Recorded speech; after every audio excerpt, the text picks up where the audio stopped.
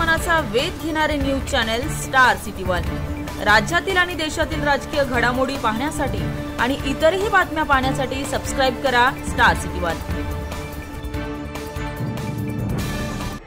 सत्यमेव जयते अर्ध्या दिवसाच्या गॅप नंतर आलेली आहे आणि आपल्याला काही नेहमी जसं मी सांगते की लोक काय बोलतात यापेक्षा लोक काय राखून ठेवतात हे जरा आपल्याला शोधता आलं पाहिजे आणि हे शोधण्यासाठी कधी कधी आपण नाटकांचा आधार घेतला पाहिजे। नाटकामध्ये आणि राजकारणामध्ये एक गोष्ट साम्य आहे, नाटकातले पात्र आणि राजकारणातले मित्र कधीही खरे नसतात।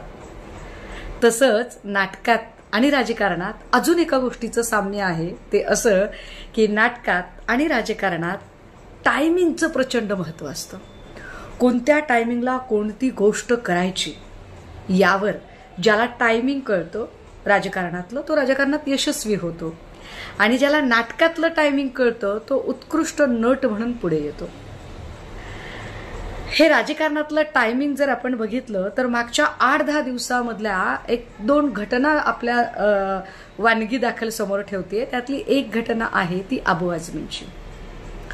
बरोबर धनंजय मुंडेंचा राजीनामा, माणिकराव कोकाटे वादग्रस्त ठरतात, जयकुमार गोरे नग्न आणि विवस्त्र फोटो एका महिलेला पाठवतात, 3ही मंत्री अडचणीत आलेले आहेत, सरकार पूर्णतः बॅकफुटला गेलेलं आहे आणि नेमका अशाच वेळेला समाजवादी पार्टीचे अबू आझमी औरंगजेबाबद्दल एक विधान करतात। सगळी